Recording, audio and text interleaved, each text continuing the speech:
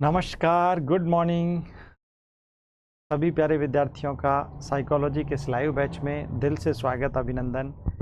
My dear friends, फटाफट session में live आ जाइएगा।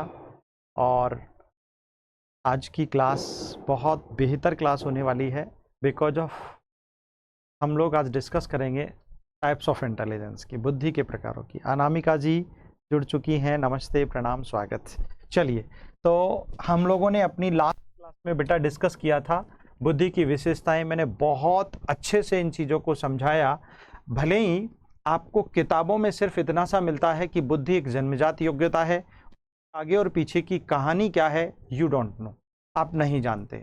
ये सच बात है, इसीलिए ये बहुत ज़रूरी हो जाता है। मैं इसीलिए हमेशा बहुत सारे बच्चों को कहता रहता हूँ कि बेटा साइकोलॉजी का लाइव बैच ज्वाइन करो।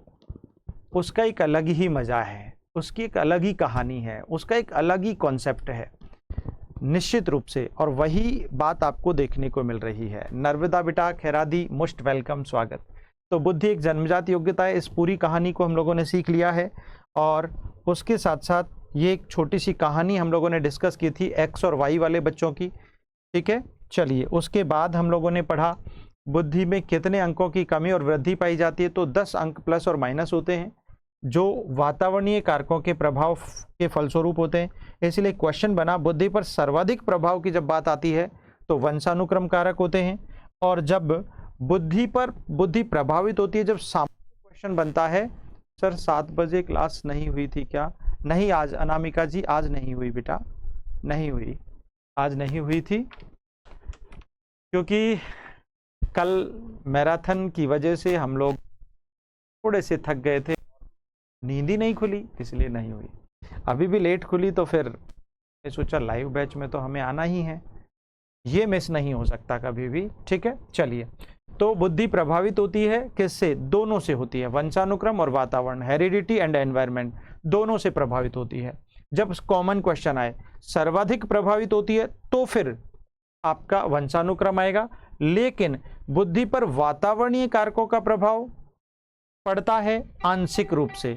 किस रूप से पड़ता है? आंशिक रूप से पड़ता है, ये आपको ध्यान रखना चाहिए। किस रूप से पड़ता है? आंशिक रूप से पड़ता है। बुद्धि पर वातावरणीय कारकों का जो प्रभाव पड़ता है वो कैसा पड़ता है? आंशिक रूप से पड़ता है, ठीक है ना। हेलो बेटा, हैप्पी बर्थडे।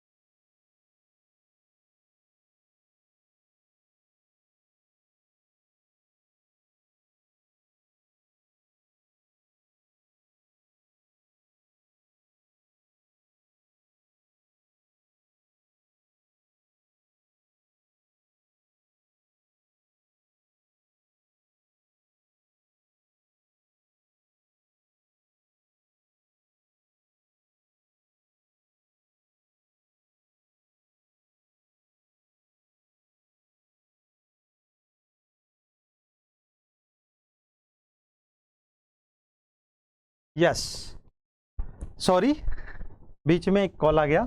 तो देखिए, बुद्धि पर वातावरणीय कारकों का प्रभाव कितना पड़ता है? आंशिक रूप से प्लस माइनस 10 अंकों के रूप में पड़ता है। फिर हम लोगों ने बात की कि बुद्धि का विकास, जब आपका प्रश्न विकास वाला पूछ लिया जाए, बुद्धि का विकास होता है। वास्तव में इस सेंटेंस, इस विशेषता के आधार पर समझा जाना चाहिए कि बुद्धि विकसित होती है, 100% होती है और जीवन पर्यंत होती है। लेकिन आपको तो ये भी पता है कि बुद्धि का वो क्षैतिजीय विकास कहलाता है ना, हॉरिजॉन्टल डेवलपमेंट कहलाता है। बिल्कुल Uma Shankar ji, good morning, most welcome. तो बुद्धि का विकास, जब विकास शब्द पूछ लेना तो फिर पूर्ण रूप से वातावरण पर निर्भर करता है। ये गजब का प्रश्न है, इसको खोपड़ी में सेट करो, क्योंकि वाकई भाई बच्चा अपने जन्म से, अपनी माँ के पेट से जो बुद्धि जन्मजात कुछ क्षमताएं लेकर पैदा हुआ, वो क्षमताएं लेकर पैदा हुआ था, लेकिन अब उन क्षमताओं में विकास, उन क्षमताओं में, उन योग्यताओं, उन कलाओं में कुछ परफेक्शन लाने की जो बात होती है, वो बाहर आके, इस दुनिया में आके, समाज में आके, इस वातावरण में आके ही बच्चे को मिलती जाती है। इसीलिए बुद्धि का विकास जब पूछा जाए, प्रश्न को खोपड़ी में सेट कर लो। विकास शब्द आए तो वातावरण पर पूरी तरह निर्भर होती है, और बुद्धि पर सर्वाधिक प्रभाव किसका पड़ता है, तो फिर आनुवंशिकता का पड़ता है। इसीलिए प्रश्न गजब के हैं बेटा। जय श्री श्याम। ओके बेटा, चलिए ठीक है, अच्छा प्रश्न है, तगड़ा वाला। अगला विशेषताएं, फिर हम पढ़ ही रहे थे कि एक बार फिर से मैंने लिख दी, बुद्धि एक जन्मजात योग्यता है जिसे ना तो छीना जा सकता है और ना ही तोड़ा मरोड़ा जा सकता है, अपितु यह तो हमारी स्वाभाविक योग्यता है। जन्मजात और आनुवंशिक योग्यता है, बात सही है, इसको कोई तोड़ नहीं सकता, छीन नहीं सकता, मरोड़ नहीं सकता, ठीक है ना। इसीलिए यह हमारी तो स्वाभाविक योग्यता है। बुद्धि पर वंशानुक्रम और वातावरण दोनों का प्रभाव पड़ता है, बात सही है, दूसरी विशेषता हो गई। फिर मैंने आपको समझाया बुद्धि पर सर्वाधिक प्रभाव वंशानुक्रम का और आंशिक प्रभाव यानी कुछ बिंदुओं तक प्रभाव वातावरण का पड़ता है। कुछ बिंदुओं का मतलब हो गया आंशिक प्रभाव, कुछ बिंदुओं तक का मतलब हो गया आंशिक प्रभाव, ठीक है ना। बुद्धि का लंबवत विकास वर्टिकल डेवलपमेंट कब, जन्म से लेकर 18 वर्ष तक होता है। मैंने बहुत अच्छे से आपको समझा दिया वर्टिकल डेवलपमेंट का मतलब क्या होता है। बुद्धि का विकास दो तरीकों से होता है, क्षैतिजीय विकास के रूप में और लंबवत विकास के रूप में। क्षैतिजीय विकास 18 वर्ष के बाद किशोरावस्था के बाद होता है और लंबवत विकास किशोरावस्था तक होता है। दिस इज सो क्लियर, ठीक है। नेक्स्ट, बुद्धि का क्षैतिज विकास 18 वर्ष तक जीवन पर्यंत जारी रहता है, 18 से जीवन पर्यंत। बुद्धि का विकास संभव है, ये बहुत अच्छी लाइन थी, यानी बुद्धि का विकास होता है निश्चित तौर पर। और किस पर निर्भर करता है, अरे पूरी वातावरण पर निर्भर करता है। बुद्धि का सर्वाधिक विकास किशोरावस्था में होता है बेटा, और तीव्रतम विकास शैशवावस्था में होता है। ये बहुत गजब का प्रश्न है, मैंने कितनी बार ऐसे प्रश्न पूछे आपसे। अच्छा, आपसे बुद्धि का पूछा जाए, तार्किक क्षमता का पूछा जाए, अमूर्त चिंतन का पूछा जाए, तो इन सब का संवेगात्मक पूछा जाए तो फिर सर्वाधिक विकास किशोरावस्था में, और तीव्रता गति स्पीड ज्यादा हो तो फिर शैशवावस्था। यही आंसर होता है। अन्नू बेटा मोस्ट वेलकम, स्वागत। बुद्धि समस्याओं का समाधान व वातावरण के साथ समायोजन करने की योग्यता है। निश्चित तौर पर आपकी जिंदगी में प्रत्यक्ष अप्रत्यक्ष समस्याएं आए, उन सबका समाधान हमारी बौद्धिक क्षमताओं से होता है। क्लियर है। उसके बाद बुद्धि एक इकाई नहीं होकर इकाइयों का समूह है, संगठन है। मैंने आपको बहुत अच्छे से समझा दिया, इसीलिए हम कहें तो बुद्धि अभिसारी है। इसको आप डायरेक्ट ये भी कह सकते हो, यानी कि यहां पर मैं लिख दूं बुद्धि अभिसारी है। कैसी है बेटा, अभिसारी। अभिसारी का मतलब कॉन्वर्जेंट होती है, और अभिसारी का मतलब बहुत सारी योग्यताएं, क्षमताओं का एक इकाई, एक संगठित इकाई बुद्धि कहलाती है, उसी को अभिसारी कहा जाता है। क्लियर है बेटा। बुद्धि एक विकासशील और परिवर्तनशील योग्यता है। निश्चित तौर पर इसका विकास होता है और इसमें परिवर्तन, चेंजेज होते रहते हैं, है ना। नेक्स्ट, बुद्धि के संदर्भ में अभिवृद्धि केवल 18 साल तक होती है ना। बुद्धि के अनुसार जो अभिवृद्धि का कॉन्सेप्ट है वो 18 साल तक होता है। भावनात्मक बुद्धि आयु के साथ साथ बढ़ती जाती है। अरे आप में इमोशंस, आपकी फीलिंग्स, आपके भाव, आपके विचार, आपकी कल्पनाएं, आपकी सोच समझ, ये तो जीवन पर्यंत बढ़ता रहता है मेरे दोस्त, ठीक है ना। बुद्धि पर लैंगिक और जातीय भिन्नता का कोई प्रभाव नहीं पड़ता। भाई कुछ लोग कहते हैं अरे वो तो लड़की है उसमें बुद्धि कम है, ऐसा थोड़ी है। अरे भाई लड़कियों में बुद्धि कम कैसे हो सकती है, जब भारत की राष्ट्रपति, महामहिम राष्ट्रपति एक महिला हैं, जब भारत की प्रथम आईपीएस किरण बेदी बन सकती हैं, तो क्यों संभव नहीं है? जब किसी प्रदेश की सीएम, मुख्यमंत्री महिला बन सकती हैं, तो फिर महिलाओं में बुद्धि कम कैसे हुई? गलत बात है। दुनिया का, भारत का सर्वोच्च पद पर जब महिला आसीन हो सकती है, तो फिर कैसे कह सकते हो कि महिलाओं में कम होती है? इसलिए लैंगिक यानी बुद्धि पर लैंगिक भिन्नता का कोई प्रभाव नहीं पड़ता। कुछ लोग कहते हैं लड़कियों में कम होती है, लड़कों में ज़्यादा होती है, कुछ कहते हैं लड़कियों में ज़्यादा होती है, लड़कों में कम होती है। ऐसा कुछ भी नहीं है। जातीय भिन्नता से प्रभावित नहीं होती, यानी वो उच्च जाति का है तो बुद्धि ज़्यादा है, निम्न जाति का है तो बुद्धि कम है, ऐसा कभी नहीं होता। Okay my dear. सृजनात्मक बुद्धि का विकास बाल्यावस्था से शुरू होकर 30 वर्ष की आयु तक अपनी पूर्णता को प्राप्त कर लेता है। यानी बच्चे की जो क्रिएटिव इंटेलिजेंस है ना, वो बाल्यावस्था से शुरू होती है। ये मैं नहीं कहता, ये सिगमंड फ्राइड कहते हैं। ओके बेटा, चलिए, तो यहां तक हम लोगों ने पढ़ लिया था। और आज की क्लास का हमारा टॉपिक बिंदु है, क्या है? मजेदार। आज का टॉपिक, और ये टॉपिक है मेरे बच्चों, बुद्धि के प्रकार। क्या होगा? बुद्धि के प्रकार, यानी टाइप्स ऑफ इंटेलिजेंस। अच्छा, एक बात तो है,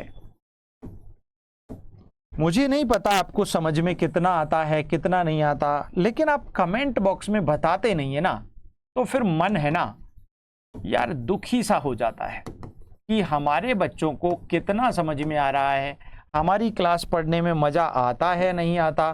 फिर हम थोड़ा सा कंफ्यूज हो जाते हैं, है ना, क्योंकि आप बताते नहीं हैं। मुझे नहीं पता आप क्यों नहीं बताते हैं, या तो आप मृदुभाषी हैं, या कम बोलते हैं, या मितभाषी हैं, पता नहीं लफड़ा क्या है। लेकिन आपके अंदर विचार तो उत्पन्न होते हैं ना। अरे उन विचारों को अभिव्यक्त करना होता है बस कमेंट बॉक्स में। आप कर दिया करो, क्योंकि मेरे लिए वो मोटिवेशन का काम करते हैं, मेरे लिए वो डोज है ना। जैसे ही वो डोज मिलती है तो एनर्जी 10 गुना बढ़ जाती है। लेकिन आप हैं कि उसमें भी कंजूसी करते हैं। मतलब यार, किसी को प्यार करने में कंजूसी मत किया करो, है ना। पता है क्यों? उसके पीछे एक रीजन है भाई। आप कभी कभी ऐसा कहते हैं कि हम लोग कहते हैं, अरे मुझे थोड़ी सी दिक्कत हुई थी, थोड़ा सा बीमार हुआ था। अरे सर, थोड़ा सा बीमार हो गया था, इसलिए स्कूल नहीं आ पाया, इसलिए क्लास नहीं ले पाया। अरे थोड़ा क्या होता है ज़िंदगी में? या तो बीमार है या फिर स्वस्थ है, दो ही तो कॉन्सेप्ट होते हैं। बीच वाले रास्ते पर आप क्यों चलते हैं? या तो यस और या नो, दैट्स ऑल, और कुछ नहीं। अरे समझ में आ रहा है तो बहुत बढ़िया, ठीक है, यस। और नहीं आ रहा तो सर नहीं आया, फिर से समझाओ, क्या दिक्कत है? अरे भाई, लाइव क्लास का मजा यही तो है, जब रिकॉर्डेड मोड पे ये बन जाएगी आपकी क्लास, जब आपके पास पड़ी रहेगी, तो इसको 10 बार देखो ना आप, क्यों नहीं समझ में आएगा? आएगा, जरूर आएगा, ठीक है ना बेटा। इसलिए मत किया करो। तो बुद्धि के प्रकारों की जब हम बात करते हैं, टाइप्स ऑफ इंटेलिजेंस की बात करते हैं, तो मेरे प्यारे मित्रों, मुझे तो 2 मनोविज्ञानी याद आते हैं। एक तो हैं थॉर्नडाइक और दूसरे हैं गैरेट। ये ज्यादा फेमस है। हाँ, आपकी एनसीईआरटी में तो थॉर्नडाइक का ही नाम मिलता है। आपकी एनसीईआरटी की बुक में तो केवल थॉर्नडाइक का ही नाम मिलता है। ये देखो, हमारी खैरादी जी ने अब कहा है, अपने आप नहीं कहते यार, कहना पड़ता है उसके लिए भी। मतलब मैं कैसा आदमी हूं, अपने लिए अप्रिसिएशन मांगता रहता हूं, गलत बात है। तो थॉर्नडाइक और गैरेट कहते हैं कि बुद्धि 3 प्रकार की होती है। बुद्धि 3 प्रकार की होती है।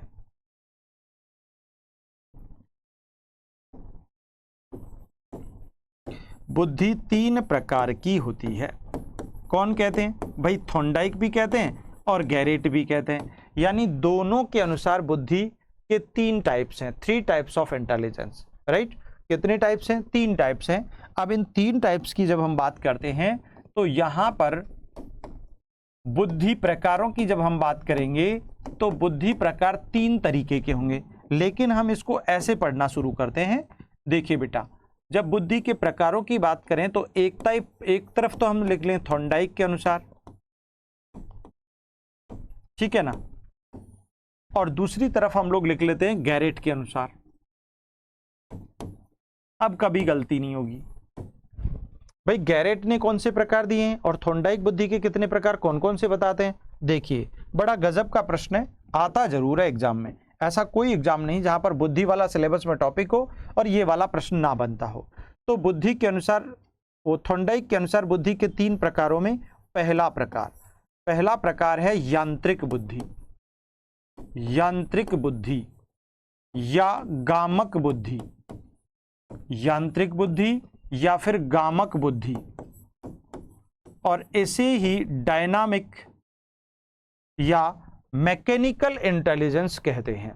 डायनामिक या मैकेनिकल इंटेलिजेंस कहते हैं।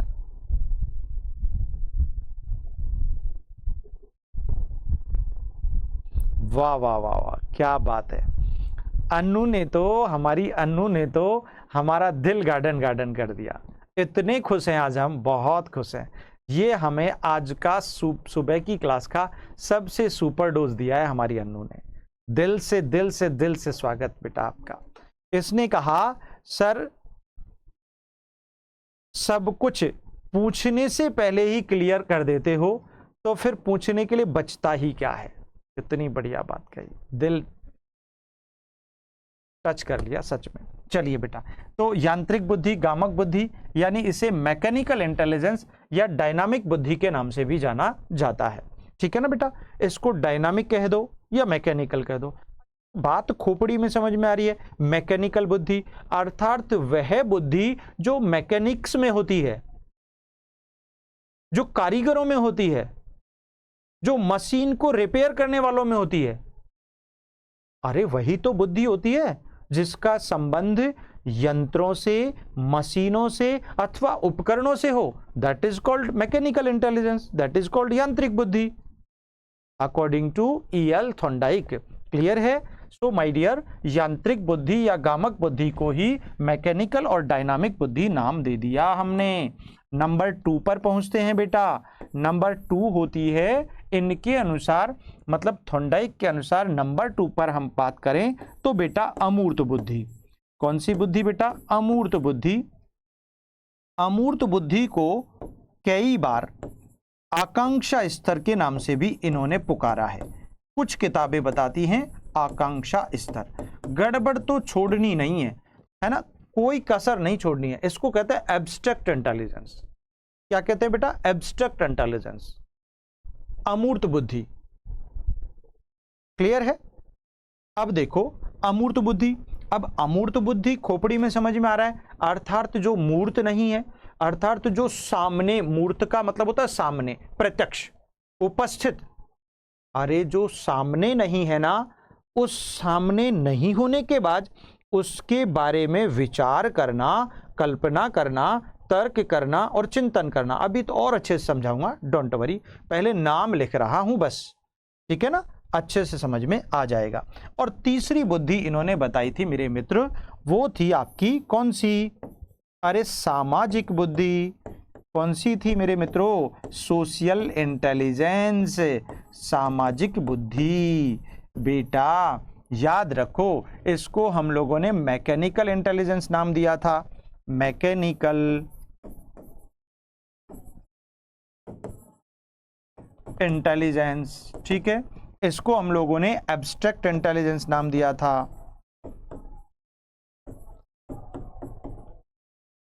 ओके डियर, और इसको हम लोगों ने सोशल इंटेलिजेंस नाम दे दिया, सोशल इंटेलिजेंस। चलिए, तो ये तो थी बुद्धि के 3 प्रकार थॉर्नडाइक के अनुसार। नाम से पढ़ लो। सामाजिक तो आप जानते ही हैं, आप भी सामाजिक, सामाजिक हूं। अच्छा, मेरा एक प्रश्न आपसे होगा, लेकिन पहले मैं बुद्धि के प्रकार गैर के अनुसार और समझा दूं आपको। हाँ देखो बेटा, इनके अनुसार बुद्धि का पहला प्रकार है कौन सा? मूर्त बुद्धि, यानी कॉन्क्रीट इंटेलिजेंस। मूर्त बुद्धि यानी कॉन्क्रीट इंटेलिजेंस। क्या कहते हैं बेटा इसको? इंग्लिश में कॉन्क्रीट इंटेलिजेंस कहते हैं। क्लियर है? नंबर 2 होती है मेरे मित्र, वो होती है आपकी अमूर्त बुद्धि। गैरेट के अनुसार अमूर्त बुद्धि यानी एब्स्ट्रैक्ट इंटेलिजेंस। ठीक है, और नंबर 3 होती है, सॉरी नंबर 3 होती है कौन सी बेटा? सामाजिक बुद्धि यानी सोशल इंटेलिजेंस। अब क्लियर है क्या आपको? सब कुछ क्लियर होगा, मुझे ऐसा विश्वास है। हाँ, एक बार एग्जाम में ऐसा प्रश्न पूछा गया, भाई कैसा प्रश्न पूछा गया कि बताओ निम्न में से यांत्रिक बुद्धि का संबंध किससे है। आपसे ऑप्शन दे दिया थॉर्नडाइक से, गैरेट से, तो थॉर्नडाइक से है, क्लियर है। लेकिन मैं आपको जो समझाना चाह रहा हूं, मेरा मकसद ये है, चाहे भले ही थॉर्नडाइक पढ़ लो, चाहे भले ही आप कुछ भी पढ़ लो, ठीक है ना, कुछ भी पढ़ लो, कुछ भी सीख लो, अरे भैया जो यांत्रिक बुद्धि या गामक बुद्धि है ना, अरे वही गैरेट के अनुसार मूर्त बुद्धि है। यानी कि दोनों तरफ मैंने तीर के निशान चला दिए। इट मीन्स जो मूर्त बुद्धि है गैरेट के अनुसार, वही थॉर्नडाइक के अनुसार यांत्रिक और गामक बुद्धि है। मतलब बुद्धि में कोई फर्क नहीं होता, सिर्फ नाम का फर्क है। सिर्फ क्या है? नाम का फर्क है। फॉर एग्जाम्पल, एक बच्चा है, ठीक है ना, एक बच्चा है, उस बच्चे का स्कूल में नाम मोहन लाल है, मेरा बड़ा फेवरेट एग्जाम्पल है, मोहन लाल है, ठीक है ना। घर पर उसको मोनू मोनू मोनू मोनू मोनू पुकारते निकनेम से, और रास्ते में उसके दोस्त लोग, उसके क्लासमेट्स जो हैं, उसको क्या कहते हैं? क्या कहते हैं? लफंगा। क्या नाम देते हैं? लफंगा। अरे लेकिन उस बच्चे के नाम तीन है ना, घर पे अलग, स्कूल में अलग, रास्ते में अलग, लेकिन बच्चा तो एक ही है ना, यस और नो? अरे बालक तो एक ही है ना। ठीक वैसे ही बुद्धि तो एक ही है, चाहे उसको गामक नाम दे दो, यांत्रिक दे दो, या फिर मूर्त दे दो, बुद्धि तो एक ही है। सिर्फ लोगों ने, घर वालों ने अलग नाम रख दिया, रास्ते में मित्रों ने अलग रख दिया, और स्कूल वालों में ने अलग रख दिया। मतलब वैसे ही गैरेट ने जिसे मूर्त कह दिया, उसे थॉर्नडाइक ने यांत्रिक और गामक कह दिया। Only this is the difference of name, only नाम का अंतर है, बाकी बुद्धि तो वही है। बात क्लियर है ना सभी को? चलिए तो देखिए बेटा, अब आगे बढ़ते हैं। उसके बाद अनामिका जी, ओके, हाँ, जब आपके सपोर्ट में, मतलब मुझे आपके कमेंट्स दिखते हैं ना, तो मेरी एनर्जी 10 गुना हो जाती है। आपको मैं कितना समझा दूं, लेकिन आप हैं कि हमारे वाले प्यार में भी कंजूसी करते हैं, तो फिर गड़बड़ है। इसका मतलब फिर आप अपने घर वालों को, अपने चाहने वालों को क्या प्यार करते होंगे, जब आप अपने गुरु को ही नहीं करते, अपने टीचर को ही नहीं करते, अपने दोस्त को ही नहीं करते, तो फिर गलत बात है ना। That's very wrong. इसमें कंजूसी मत किया करो, मैं आपको कितनी बार कहूं बेटा। चलिए देखो, तो अमूर्त बुद्धि, आकांक्षा स्तर, अच्छा जो अमूर्त और अमूर्त, अमूर्त तो दोनों का सेम मिल जाता है, तो यहां पर तो कोई डाउट है ही नहीं। यानी दोनों ने दूसरी प्रकार की बुद्धि का नाम अमूर्त रख दिया, एब्स्ट्रैक्ट रख दिया, और तीसरी प्रकार की बुद्धि का नाम भी दोनों ने सामाजिक रख दिया, तो इसमें तो कोई डाउट ही नहीं है। डाउट है तो सिर्फ नाम में पहले प्रकार की बुद्धि का, गैरेट के अनुसार अलग है और थॉर्नडाइक के अनुसार अलग है। बात क्लियर हो गई क्या? यस और नो? चलिए अगला, अब बुद्धि की इन विशेषताओं को पढ़ लेते हैं। भैया ये यांत्रिक बुद्धि, ये गामक बुद्धि, या ये मूर्त बुद्धि, मूर्त बुद्धि कहते किसे हैं? अब आता है हमारा प्रश्न, यांत्रिक, गामक अथवा मूर्त बुद्धि क्या है? ये वाला मेरा प्रश्न है। ये है क्या? ये क्वेश्चन मार्क लगा दिया। होती क्या है, कैसी होती है, आप बताइए।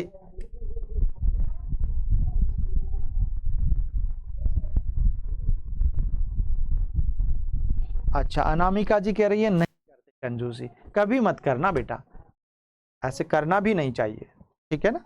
चलिए अच्छा देखो, यांत्रिक, गामक, मूर्त बुद्धि क्या होती है, आप ध्यान से समझने का प्रयास करो बेटा। देखो पहली बात, पहला इसका संबंध, इसका संबंध किससे है बेटा? तो देखो संबंध है यंत्रों से, यंत्रों, मशीनों व उपकरणों, यंत्रों, मशीनों व उपकरणों से संबंधित। संबंध किससे हुआ? यंत्रों, मशीनों व उपकरणों से संबंध हुआ, पहली बात। दूसरी बात, ठीक है ना,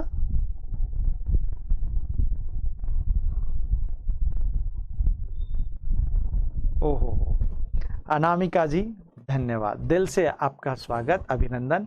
चलिए, हाँ कोई बात नहीं। हाँ, ये हो सकता है कुछ बच्चों को, कुछ प्रतिभाशाली बच्चों को ये लग सकता है कि भाई सर बहुत धीमी गति से पढ़ाते हैं। मेरा ऐसा कोई पर्पज नहीं है, मुझे भी बुद्धि 3 दिन में पढ़ाना आता है और ऑफलाइन में तो 1 घंटे में कंप्लीट भी करवाई है। ये मेरे अंदर भी हुनर है, लेकिन ये तो मेरा पर्सनल लाइव बैच है ना। इस बैच को ऐसा पढ़ाना है, इस बैच को ऐसा पढ़ाना है कि ये सारे बच्चे जो है ना वो केवल साइकोलॉजी के दम से सिलेक्शन लें। बस मेरा पर्पज यही है। इसीलिए हो सकता है कुछ प्रतिभाशाली बच्चों को ये धीमी लग सकती है क्लास, लेकिन आप टेंशन मत करो। आप इसे जब आपके पास रिकॉर्डेड मोड पे आ जाती है ना, तो आप इसे स्पीड से वापस चलाकर देख सकते हैं, स्पीड से, है ना। प्रतिभाशाली बच्चों के लिए हमारा संदेश है, हमारे बच्चे जो प्रतिभाशाली हैं और उनको धीमी गति से परहेज है, गुरेज है, तो वो बाद में जब देखें, बाद में देख लें और स्पीड से चला के देख लें, है ना। स्पीड वाला ऑप्शन एप्लीकेशन पर होता है, ठीक है। चलिए मित्रों, देखिए बेटा, तो इसका संबंध यांत्रिक और गामक मूर्त बुद्धि का संबंध यंत्रों, मशीनों, उपकरणों से है। अर्थात यंत्रों से संबंधित जो व्यक्ति होते हैं उनमें यह बुद्धि होती है, मशीनों से संबंधित जो व्यक्ति होते हैं उनमें यह बुद्धि होती है, उपकरणों से जिनका वास्ता पाला पड़ता है उनमें यह बुद्धि होती है, ठीक है। उसके बाद इसका दूसरा संबंध अगर हम लिखें, दूसरा संबंध लिखें तो इसका संबंध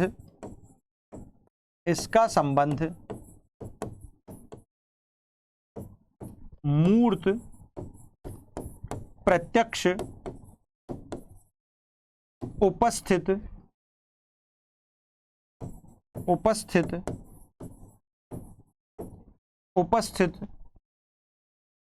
वस्तु, घटना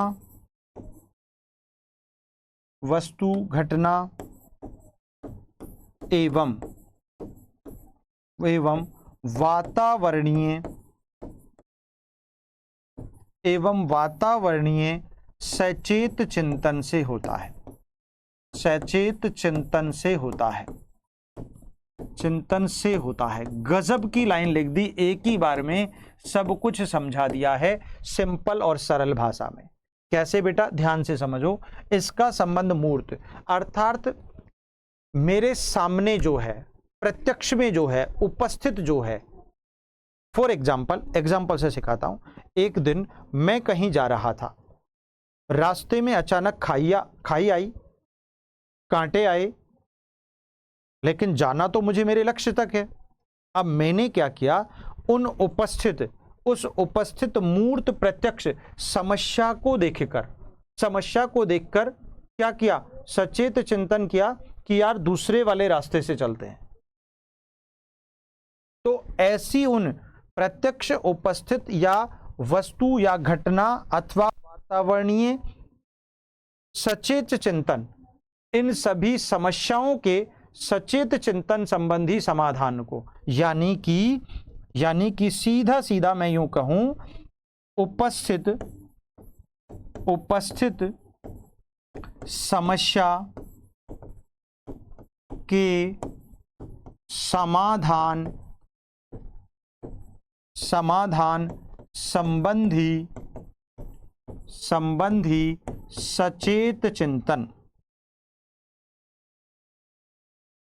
सचेत चिंतन की योग्यता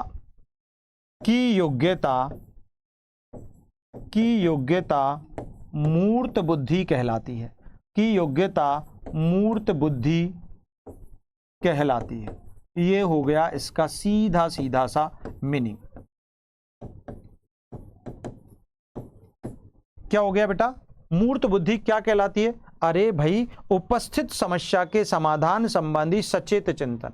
अरे जो आपके सामने, मेरे सामने समस्या आई, उससे रिलेटेड उस समस्या के समाधान के लिए जो मैंने फटाफट जो चिंतन किया, जो कल्पना की, जो विचार किया और नया रास्ता अपनाने का प्रयास किया, that is my concrete intelligence. उसे मूर्त बुद्धि कहते हैं, उसे यांत्रिक और गामक बुद्धि कहते हैं।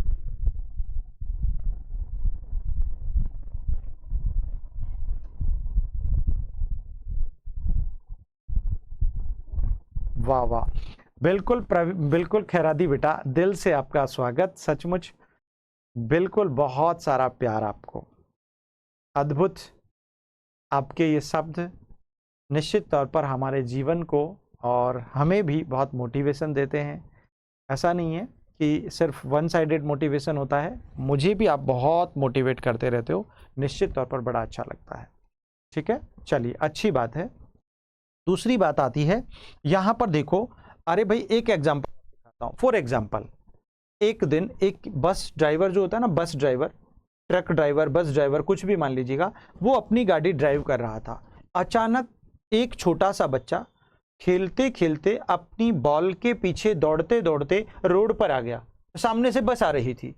अब उस बस ड्राइवर ने देखा और यार बच्चा आ गया, तो अब उसने क्या किया, सोचना शुरू कर दिया, अब क्या करूं, कैसे करूं। अगर वो सोचना और कल्पना करना शुरू कर देगा, इतने में तो बच्चे का काम तमाम हो जाएगा। गलत बात है। उस ड्राइवर को चाहिए कि वह अपनी मूर्त बुद्धि को काम में ले। अब मूर्त बुद्धि को कैसे काम में ले भाई? सीधी सी बात है, या तो वो गाड़ी को रोड से नीचे उतारे या फिर ब्रेक लगाए। यानी उसको जब तक वो सामने उपस्थित समस्या को देखकर क्रिया नहीं करेगा, तो फिर मूर्त बुद्धि उसके अंदर नहीं है। तो इसका संबंध ये हुआ, मूर्त बुद्धि उसमें होती है जो क्रिया करता है। जो क्या करता है बेटा? क्रिया। सीधे सीधे से खोपड़ी में तुम तो कंक्लूडेड रूप में बिठा लो, मूर्त बुद्धि जिसमें होती है वो क्रिया करता है, एक्शन करता है।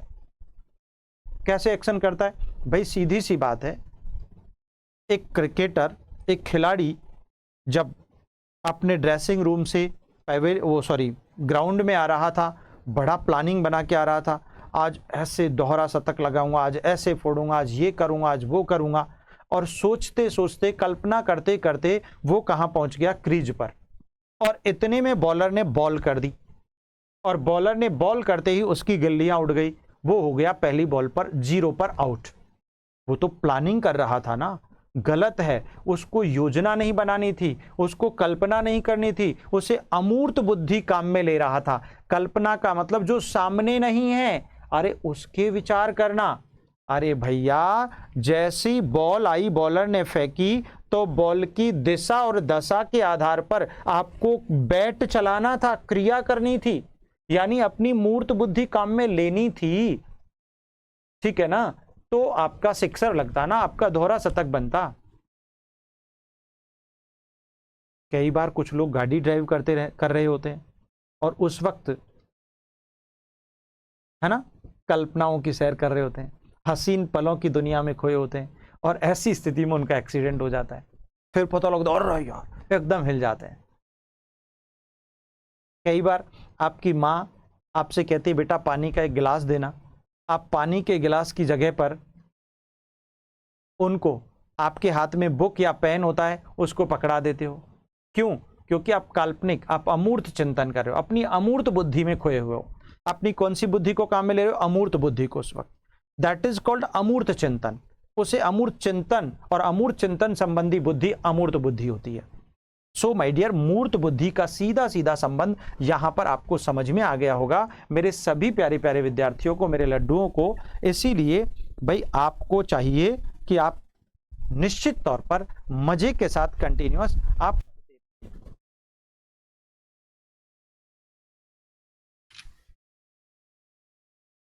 चलिए, समझ में आ गया यहां तक। अब बात कर लेते हैं हम। ओहो, आज तो हमारी हंसो बाई जी भी आई हैं, स्वागत है आपका भी बेटा। देखिए, उसके बाद अब एक और इंपॉर्टेंट बात करूं, मूर्त बुद्धि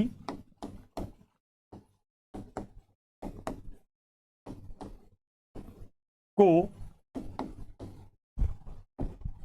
क्रियात्मक बुद्धि एवं व्यावहारिक बुद्धि भी कहते हैं, एवं व्यावहारिक बुद्धि भी कहते हैं। अच्छा है, ये बुद्धि कहते हैं।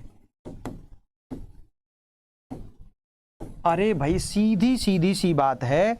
मान लो मैं ये क्वेश्चन कितनी बार, 2 से 3 बार पूछ लिया है। व्यवहारिक बुद्धि कौन सी बुद्धि का नाम है? अरे मूर्त बुद्धि का नाम है। अरे क्रियात्मक बुद्धि कौन सी बुद्धि का नाम है? मूर्त बुद्धि का नाम है। क्यों है?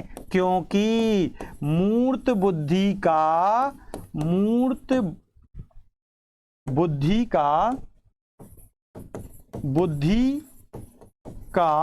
संबंध क्रिया से होता है। किससे होता है मेरे बच्चों? क्रिया से होता है। अरे भाई सीधा सा एग्जाम्पल देता हूं, एक और एग्जाम्पल आपको समझाता हूं। हम तो सर जी आपको बहुत प्यार करते हैं कि शब्दों से बयान नहीं कर सकते, इतना प्यार करते हैं। वाह, चलिए बहुत अच्छा। क्योंकि जब निश्चित तौर पर आपको चीज़ें समझ में आती हैं तो 100% फिर आपके लिए, आपके अंदर से जो भावों की अभिव्यक्ति, जो वैचारिक अभिव्यक्ति निकलती है, वो हमारे लिए मोटिवेशन और डोज का काम करती है। फिर तो निश्चित तौर पर हमारी एनर्जी का लेवल जो है ना, किसी भी टीचर का, किसी भी फैकल्टी का, किसी भी व्यक्तित्व का, निश्चित तौर पर 10 गुना उसमें एनर्जेटिक डोज उसे मिल जाती है। और फिर आप तय मान लीजिएगा कि उसके अंदर से और ज्ञान की जो है ना प्रतिमाएं, संरचनाएं प्रस्फुटित होने लग जाती हैं, निकलने लग जाती हैं। और इसीलिए तो टैगोर ने कहा था, शिक्षक उस दीपक की तरह होता है जो स्वयं तो जलता रहता है परंतु अपनी रोशनी दूसरों को, यानी अपने बच्चों को, अपने छात्रों को, अपने विद्यार्थियों को प्रदान करता है, प्रज्वलित करता है। That is called education according to Rabindranath Tagore. So my dear, it's fact about your self and my self also. ये आपको ध्यान रखना चाहिए। Because of we can say you have got sharp mind, so you can say thanks to your parents and also your God। ये सच बात है कि आपके पास जो शार्प दिमाग है उसके लिए आप अपने पेरेंट्स को और अपने ईश्वर को, अपने आराध्य को आप थैंक्स कह सकते हैं। ठीक है बेटा, चलिए। तो ओवरऑल हमारी जो कॉन्क्रीट इंटेलिजेंस है, मूर्त बुद्धि है, उसका सीधा संबंध आपकी खोपड़ी में एक ही चीज होनी चाहिए, क्रिया से होता है। बिना क्रिया के मूर्त बुद्धि संभव ही नहीं है। चाहे हमने ड्राइवर का एग्जांपल लिया हो, चलिए एक और एग्जांपल समझाता हूं। फॉर एग्जांपल, एक दिन एक मैकेनिक आया और मेरे रूम में जो फैन लगा हुआ था ना, सीलिंग फैन, वो एक दिन खराब हो गया था। तो मैंने एक मैकेनिक को बुलाया और वो मैकेनिक नहीं था। सच में उस दिन हो सकता है उसके ख्यालों में, उसके देवा स्वप्नों में, उसके मन मस्तिष्क में पता नहीं क्या चल रहा था, आई डोंट नो। लेकिन जब मैंने उसको बुलाया तो मैंने कहा कि यार मेरा फैन खराब हो गया है, आउट ऑफ सर्विस हो गया है, इसको टेस्ट कीजिएगा। तो फिर उन्होंने पता क्या किया, अब वो भाई साहब फैन की तरफ देखे और क्या सोचता है, ये अब नीचे कैसे आएगा, ये ओपन कैसे होगा, ये सही कैसे होगा, मतलब वो सोच रहा है। तो क्या सोचने को, कल्पना करने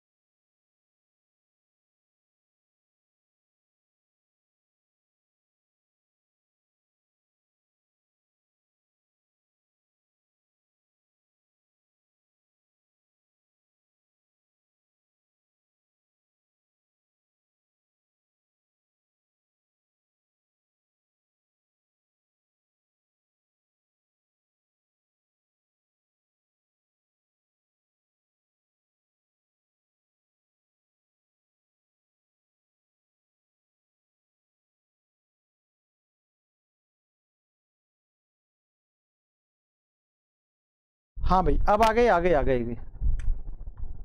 देख लिया, देख लिया, देख लिया, देख लिया अन्नू बेटा। ठीक है, ठीक है, ठीक है, ओके, डन डन डन। आवाज प्रॉब्लम थी, हो गई सही, रिजॉल्व हो गई।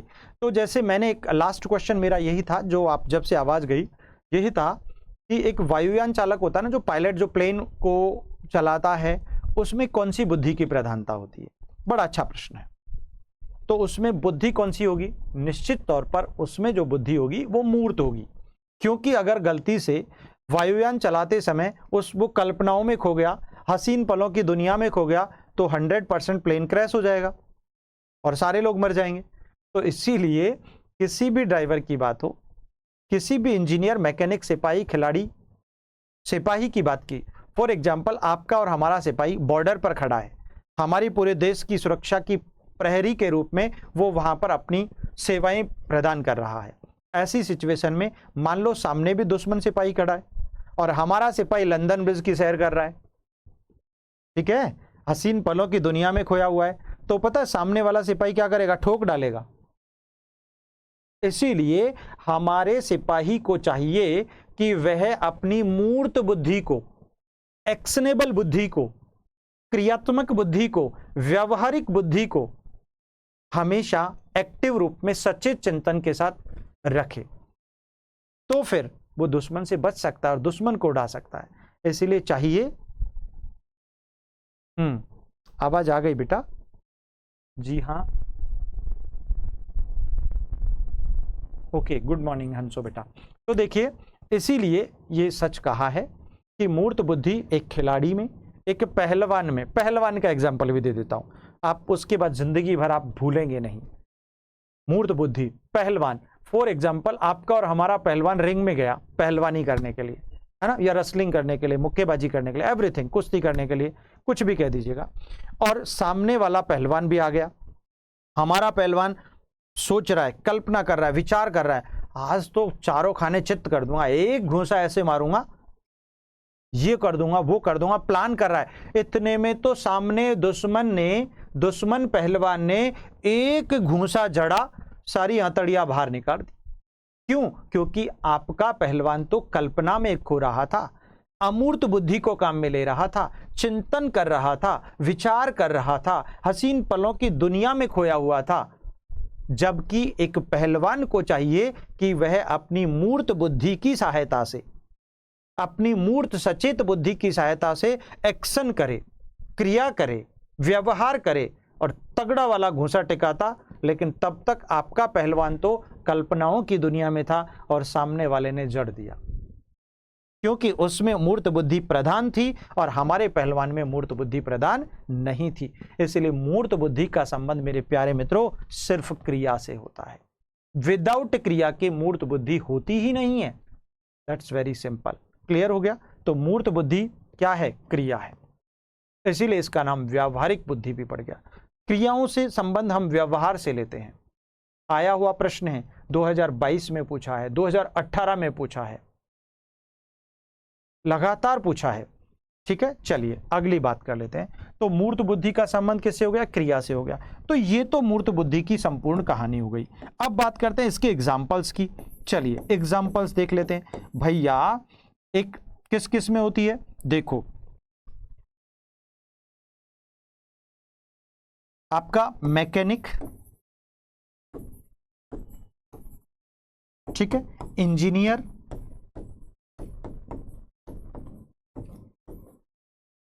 खिलाड़ी, सिपाही, चालक मतलब ड्राइवर, ठीक है ना, सिपाही, पहलवान, वायुयान चालक,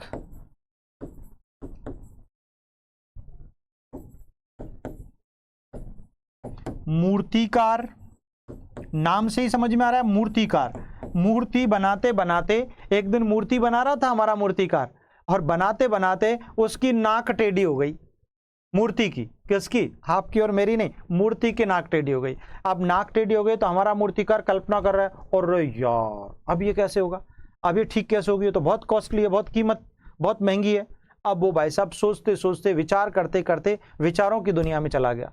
अरे कल्पना से, विचार करने से उसकी छाया भी उस मूर्ति को ठीक नहीं कर सकती। अरे उसको मूर्त बुद्धि की प्रधानता के आधार पर 2 छेनी 2 हथौड़े लगाने और उसकी नाक को सीधा कर देना है। Very simple. तो वही मूर्तिकार, ठीक है ना, निश्चित तौर पर। अच्छा, अब मेरा प्रश्न आगे बनने वाला है आप लोगों से, बहुत अच्छा वाला, आप समझिएगा। तो मैकेनिक, इंजीनियर, खिलाड़ी, सिपाही, चालक, पहलवान, वायुयान चालक, मूर्तिकार आदि सभी जितने भी लोग हैं, आदि सभी में कौन सी बुद्धि होती है? मूर्त बुद्धि। अच्छा, एक और क्वेश्चन बनता है यहां पर। कुछ लोगों ने पूछा मेरे से, सर ये जो वो होता है ना खिलाड़ी, कौन सा? अरे वो चेस प्लेयर, शतरंज खिलाड़ी है ना। शतरंज खिलाड़ी में कौन सी बुद्धि होगी? शतरंज खिलाड़ी में कौन सी बुद्धि होगी? तो मैं उन सब, बहुत सारे बच्चे इसमें अमूर्त बुद्धि कर देते हैं। मैं उनसे कहता हूं फूटे कर्म को, अरे कैसे पढ़ते हो आप? शतरंज, सामने वाले चेस प्लेयर ने शतरंज खेल रहा है और उसने अपने घोड़े और अपनी रानी की चाल, या अपने राजा और रानी की चाल चल दी, और आप कल्पना में खोए हुए हैं, तो क्या आप बाजी जीत सकते हैं क्या? अरे कौन सी चाल चलिए वो देखोगे ना, सामने देख कर ही तो आप अपने और अपने राजा और रानी की चाल चलोगे। बिना देखे कैसे चलोगे? संभव ही नहीं है। अरे जो रास्ता देखेगा उस रास्ते से तो जाओगे, कल्पनाओं की दुनिया से कैसे जाओगे? अरे सर वो तो कल्पना करते हैं, चिंतन करते हैं, तब ऐसा होता। अरे ऐसा नहीं होता बेटा, ये सिर्फ कहने की बातें हैं। तो आपको लगता है एक चेस प्लेयर में भी मूर्त बुद्धि की ही प्रधानता होती है। कौन सी बुद्धि की प्रधानता होती है? मूर्त बुद्धि की। तो आपने समझ लिया होगा, चालक, इंजीनियर, मैकेनिक, सिपाही, खिलाड़ी, पहलवान, मुक्केबाज, धावक। धावक मतलब जो रनर।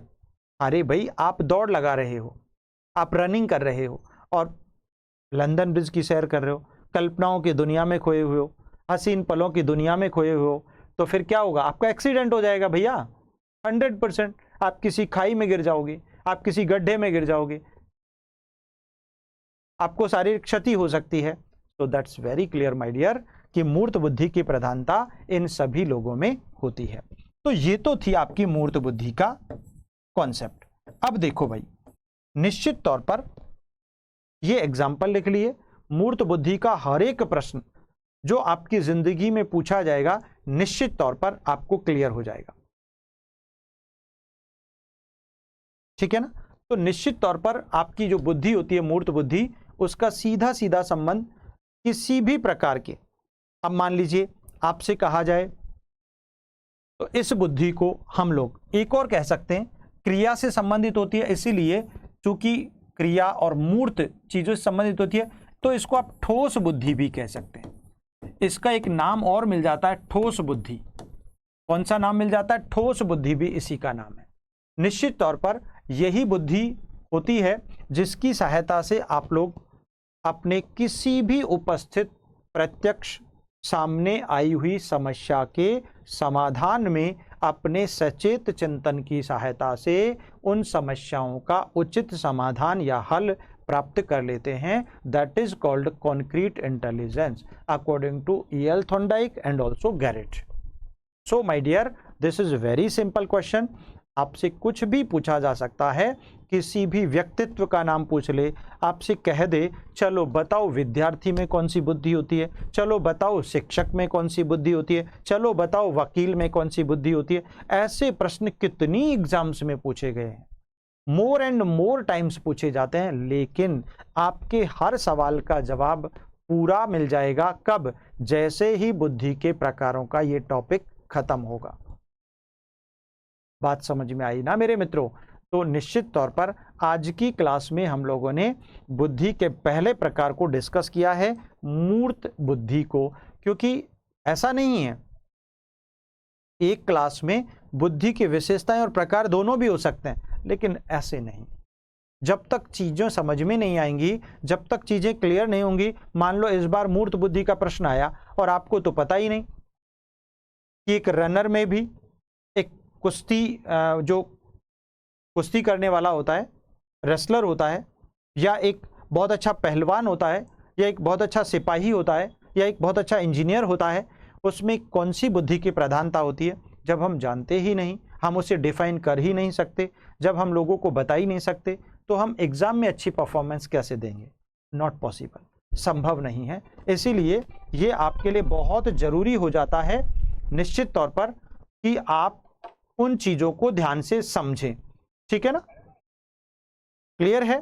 तो आपको ये ध्यान रखना चाहिए कि बुद्धि की प्रधानता के संदर्भ में हम लोग पढ़ते हैं कि जब भी क्रिया को आप डिस्कस करें, व्यवहार को डिस्कस करें, या किसी भी प्रकार की अवस्था में उपस्थित समस्या संबंधी सचेत चिंतन की बात करें, इसका मतलब मूर्त बुद्धि की बात हो रही है। क्लियर हो गया? तो प्यारे मित्रों, आज की क्लास में हमने मूर्त बुद्धि को बहुत अच्छे ढंग से समझा, साथ में थॉर्नडाइक और गैरेट के अनुसार बुद्धि प्रकारों का वर्गीकरण और विश्लेषण भी पढ़ा। क्योंकि अब अगली क्लास संस्कृत वाले सर की होती है, तो इस कारण थोड़ा सा टाइम का मामला रहता है।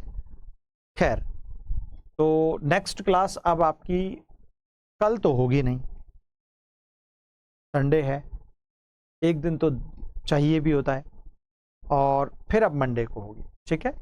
और उसमें हम लोग बुद्धि के प्रकारों को पूरा अमूर्त और सामाजिक दोनों को समझते हुए उनसे रिलेटेड कैसे प्रश्न बनते हैं उनका डिस्कशन कर लेंगे। ठीक है? धन्यवाद। जय हिंद।